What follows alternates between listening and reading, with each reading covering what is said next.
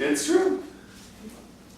Well, I would thought we would start with a reading from the Gospel of John, and then I've got 3 little thoughts to ponder, and then we'll, go and be at peace.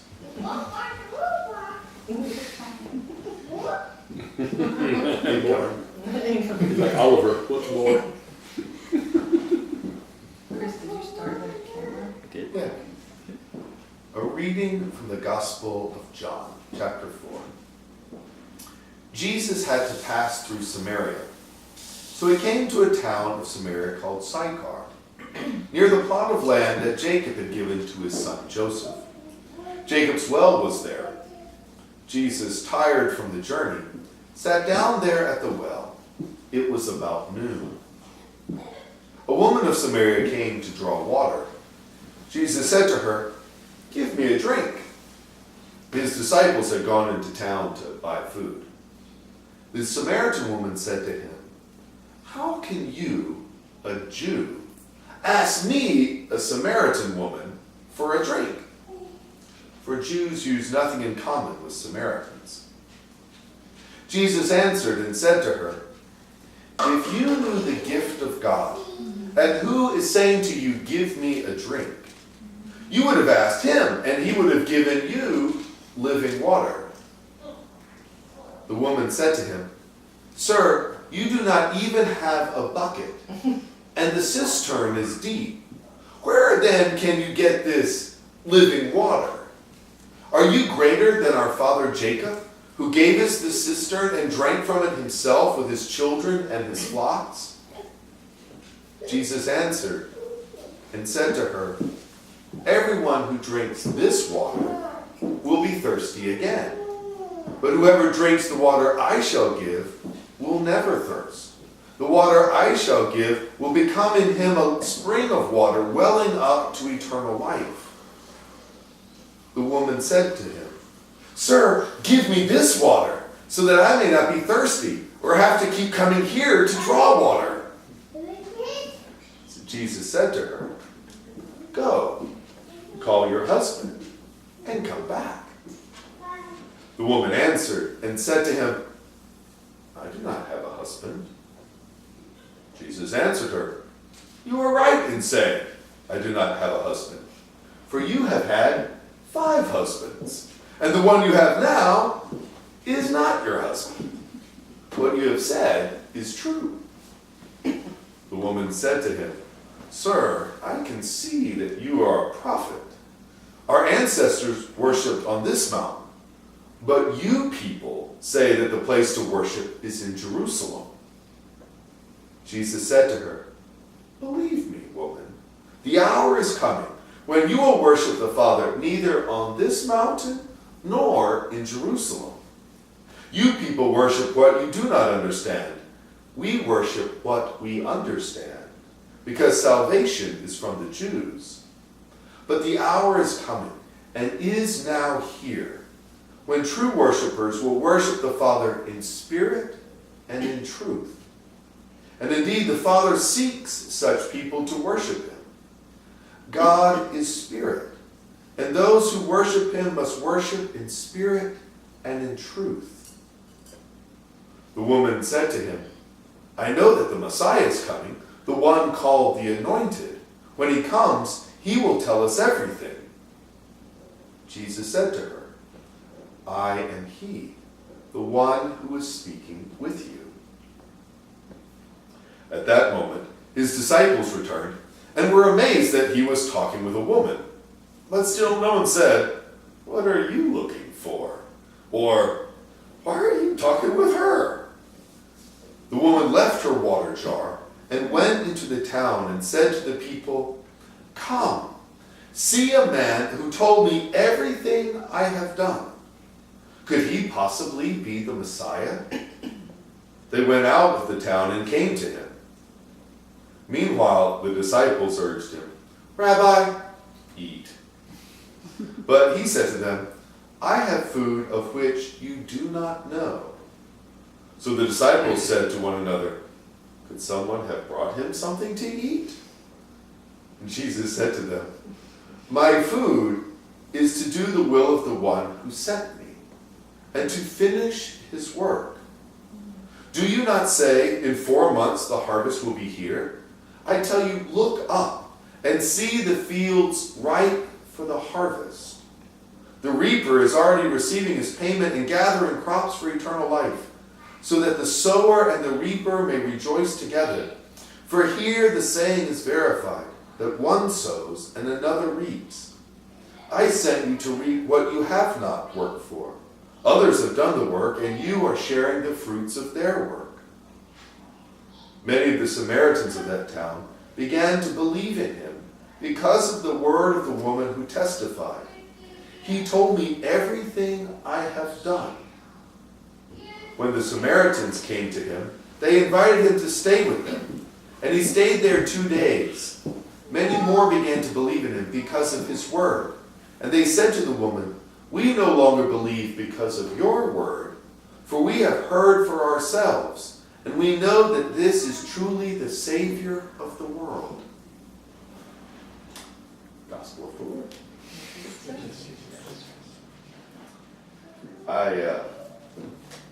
When Michelle had asked me about doing some kind of little recollection prayer day kind of thing for y'all, I started kind of giggling, thinking, well, we could talk about almost anything, and we at first were looking at dates in December. It's like, well, then we'll almost have to talk about the Blessed Virgin Mary because it's December.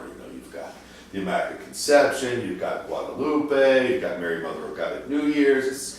It just was like, okay, that'd be good. But as I started reflecting on my little sort of post-Christmas downtime, I thought, how much more fun if we can almost create a series by which we look at different passages and figures in the scriptures that make for better homeschooling. So this is better homeschooling with the woman at the well. And this is one of the most wonderful little stories that the Gospel of John is so richly filled with. And there's tons of points that can be drawn from it. As church, we use this on the third Sunday of Lent with the RCIA process, as we're drawing these elect into the fold and having them join the church. But there were a couple of these points with the woman at the well that just struck me about homeschooling, about knowing some of the challenges that you're up against, knowing some of the opportunities that you have that if you're sending kids to school just don't quite work. The first is, and it's one of my favorite dynamics in Christology, which is that Jesus thirsts. That we have a God who longs for us. Mother Teresa, whose sisters I had a chance to be one of their part-time chaplains for a few years back when I actually worked in the city, to go and celebrate Mass for the missionaries of charity. That all of their chapels have a very large crucifix behind the altar, and painted on the wall underneath the crucifix is the phrase, "I thirst." And it's a dynamic of the missionaries of charity. It's part of the depths of Mother Teresa's spirituality. That Jesus is thirsting for souls. It's not about water. He doesn't need an extra glass of wine. It's people. He wants his beloved. And he wants us to have time with him and for him. And there is this always tremendous challenge in the joys of homeschooling, since God only created 24 hours in the day, as to how it will be sliced up, what will be the priorities, what happens first, what will happen before it's all wrapped up and said and done, and that we come and make preferably the first slice of the day, but even like the woman at the well, even if it's in the middle of the day, Because that was the first time you got a chance to take a breath and realize, holy cow, it's already noon. How did that happen? To come to Jesus. To come in prayer. To not make it just the prayer with the kids, not just the prayer with the family, as essential as that is, and one of the great dynamics that can happen. There are no codes of religious non-practice in the homeschooling environment. But that we are spending time with the Lord. That we are entering His presence quiet enough to know that we are thirsty, we are longing, we need grace. But then so does Jesus. And the grace He needs is us. And that when we go to Him, He provides and pours into us and fills us with the very grace that we need. Those living waters. You know, the dynamic of the difference between a cistern and a river, which is the fun that he's having with this wonderful woman. You know, the cistern is just a deep, hollowed out bucket. You know, and they collect all the rainwater and it's there for them, and it's not always the freshest of stuff. You know, if it gets down to the dregs, so like, you probably want a filter for that. But he's saying, I'm not going to just ask you to drink old collected rainwater. It's a little bit tainted and it might have a funny taste to it. This is living water, a flowing stream, fresh and gurgling, clean and pure. Grace coming up from within. How many times do we wonder, will I have patience enough for today and all of its challenges? Will I have love enough for all the little spats that spring up? Will I have joy enough that make them enjoy being part of our little home school? Will I have that goodness that I can continue to shine? Because most homeschoolers that I have met, these of course would be the complete exception of this rule, occasionally get frayed around the edges. Sometimes feel somewhat challenged to maintain energy and even a somewhat Christian disposition. You know? And I think we forget, because we are busy, we forget sometimes in our ordinariness, in our humanness, to be going to the Lord that He can give us the very living water of grace that we need. It's sometimes a wonderful question. Have we prayed enough so that this day goes well? And it's, I think, so important that we remember the woman at the well showed up at noon.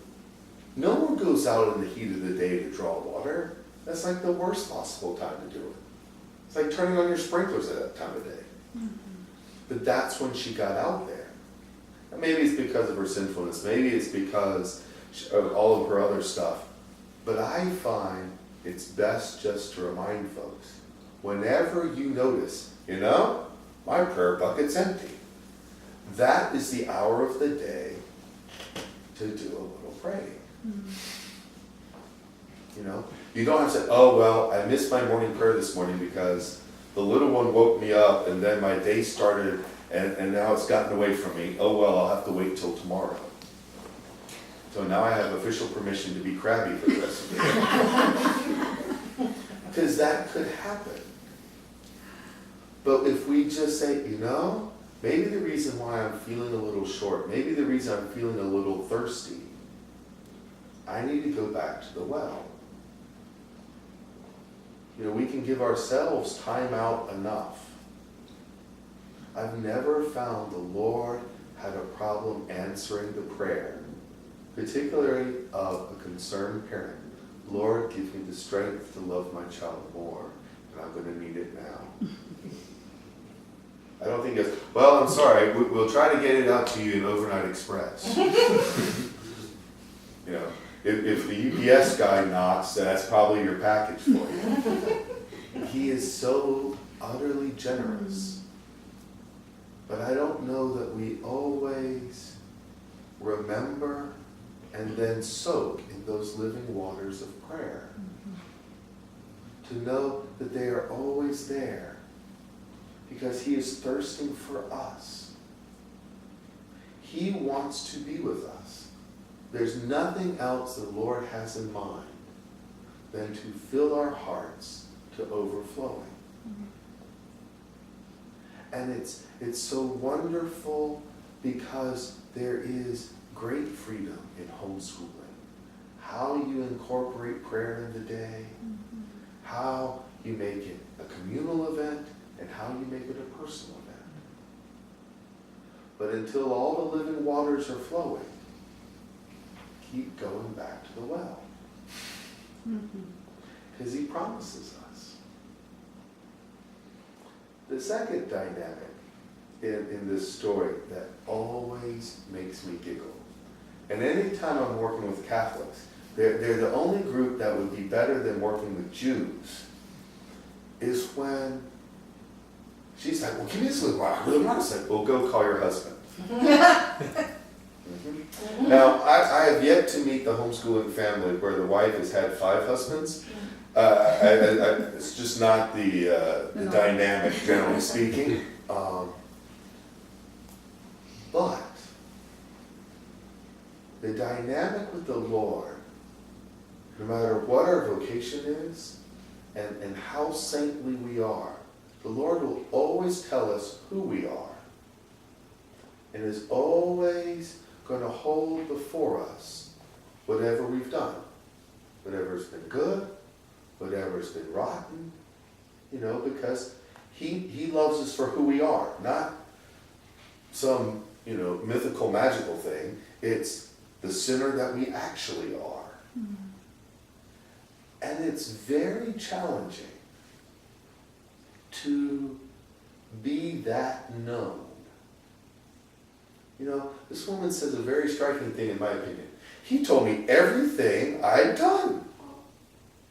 Because usually if someone has confronted us with everything that we've done, we're starting to feel kind of horrible. Or there'll be a nice little lump of guilt that comes with whatever compliment may be in there. But being sufficiently Catholic, we tend to notice, well, that's a lot of guilt, maybe I should go to confession now. Well, I'm going to feel horrible. I'm not sure how they're going to receive me. If they know everything, is that going to mean that we're okay or not? And I think that miracle, the miracle of Jesus telling her all about this disastrous family dynamic, and he can do it with love, and he holds her with love. There's no condemnation, but there's also no skirting the truth. He doesn't back off. It's like, I'd like to meet all 6 of these guys. No, he just goes, bring back the one you have. I mean, you got quite the past. That's quite interesting. But that dynamic of forgiveness, knowing that we have to hold the person that we are talking to, working with, studying with, living with, completely accountable because we know them for who they are.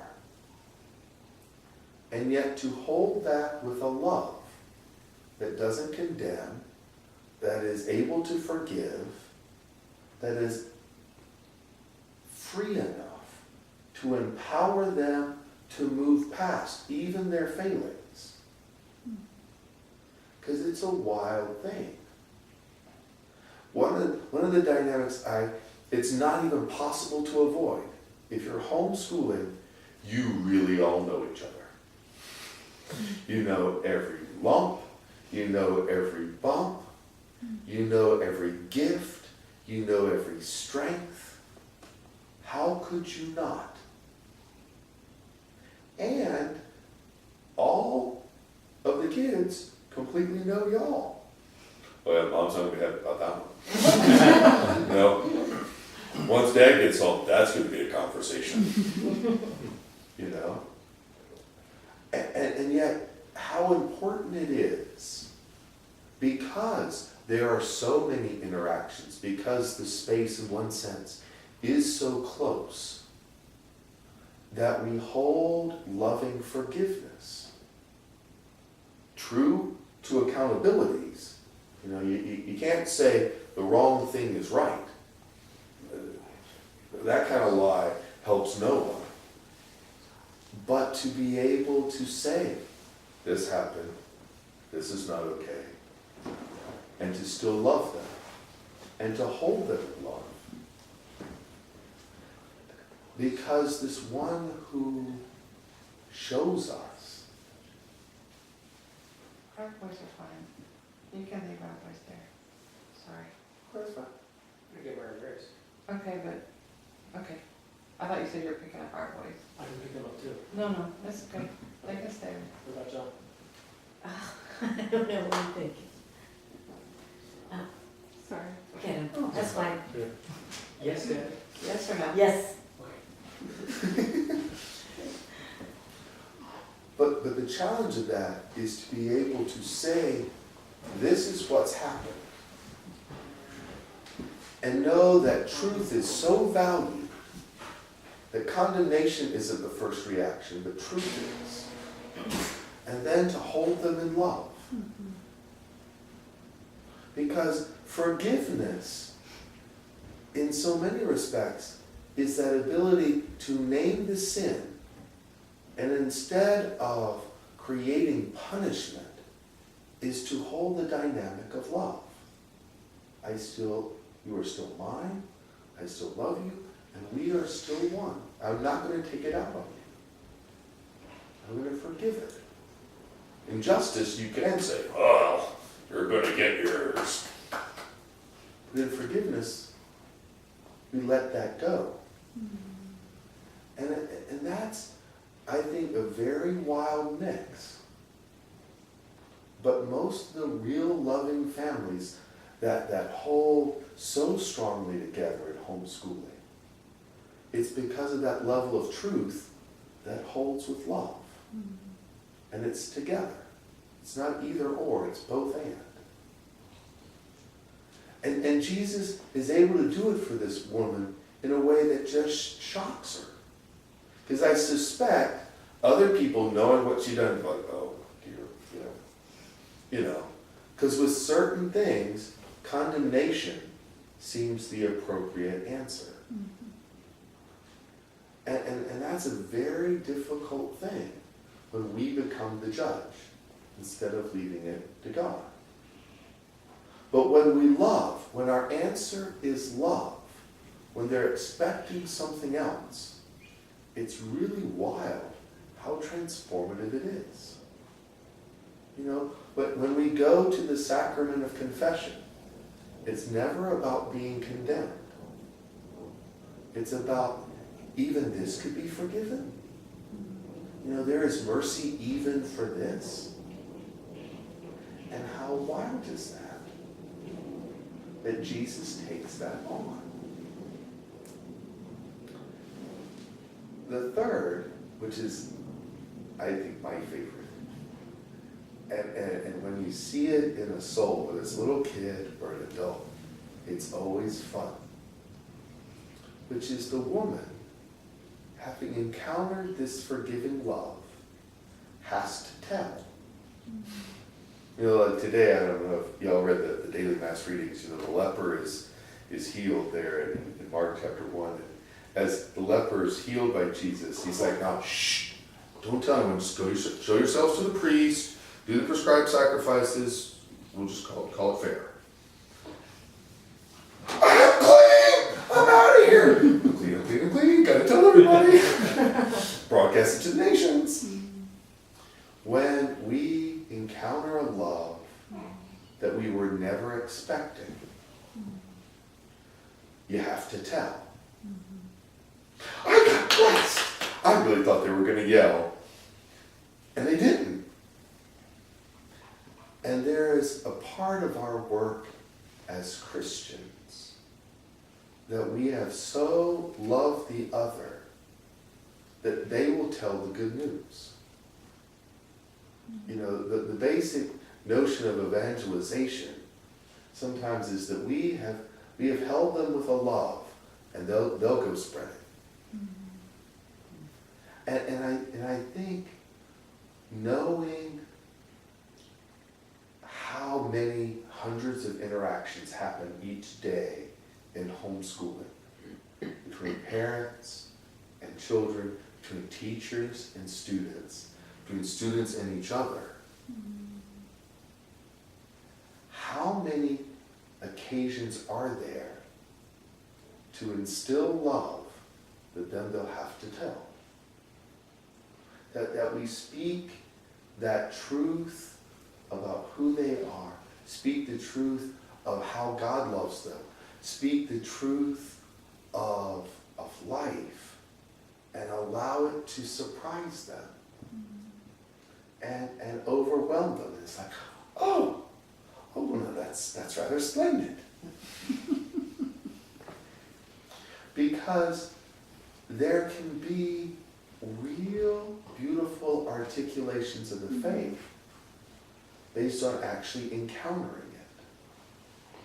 And one of the things I struggle with a lot as a pastor who has this whole little tribe of children in what we call PSR, which means they get 45 to 50 minutes of talking about faith as their encounter with the Lord, their encounter with spirituality, their encounter with the truth of the faith, their encounter with the church.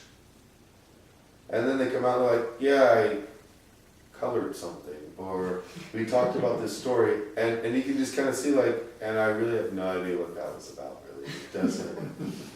It doesn't strike, it doesn't convict. Because do we actually know this child? Can we speak the story in terms that's real for their actual living? Who they are and all of their uniqueness.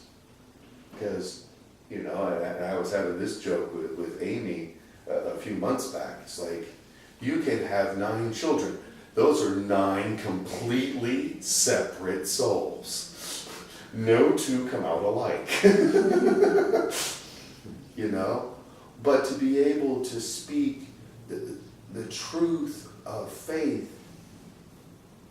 to the conviction that they have it searing and burning delightfully in their hearts, it has to be who they actually are.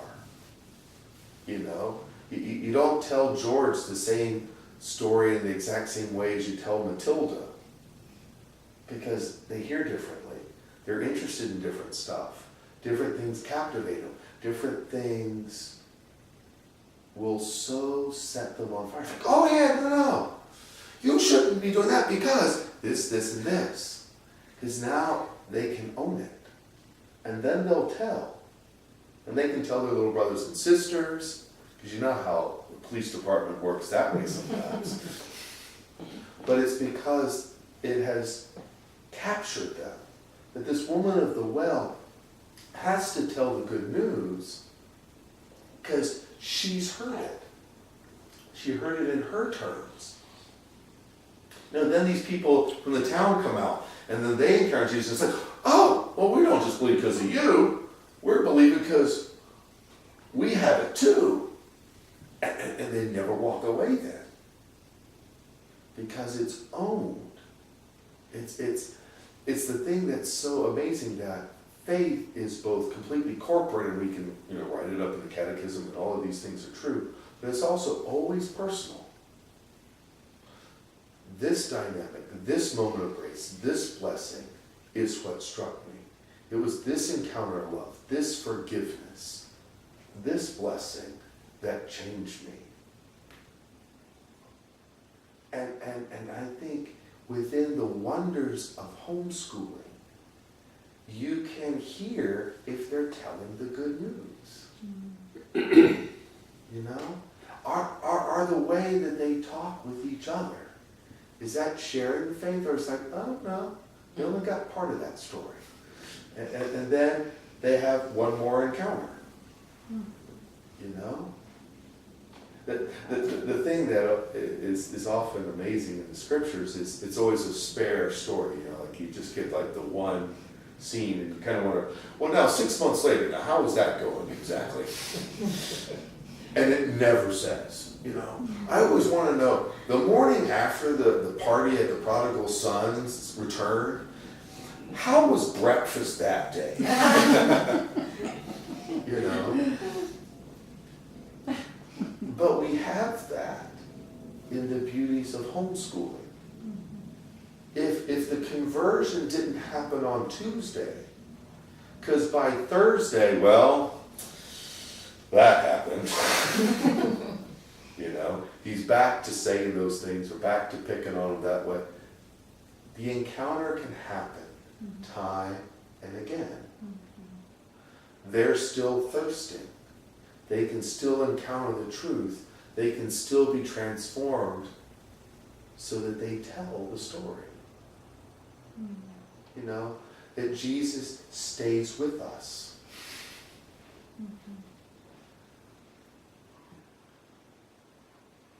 Because what we're hoping for, I think, rumors anyway, that in all of the truths that we teach our children, that they're utterly grounded in committed relationship and covenant with the Lord in the church is strong. That they could go off to university, they could go off to the military, they could go off and start their own families, they could enter into religious life, and they are going to be active, living, loving disciples and become saints. You know, that's the theory. You know, but the woman at the well reminds us that we can go out and encounter Jesus when we're thirsty, when we need the water. And that living grace will always well up to quench our thirst, to strengthen us, to guide us. That it's done with a truth, which sometimes can be hard, that's always held in love.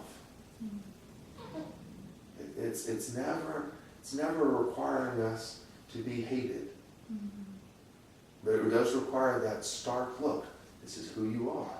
This is what has happened. Now we can reflect on that. So that the encounter with love changes the heart. And they'll always tell. Because you can, and with kids, you can always tell when they're better. You know, the crankiness lifts. The joy returns. But the story's always told. And it'll come out. Maybe not instantly, but it comes out. That they may become the very saints God has for them. Because that's what he's thirsting for. We don't really need more mediocre, pseudo, washed up, barely able to bother Catholics. You know? But it would be wonderful if all the parishes were filled with just such women or men as were made that day in Sychar. Oh, we've met the Lord. Yes, we know exactly what we're about now. And we're being about it.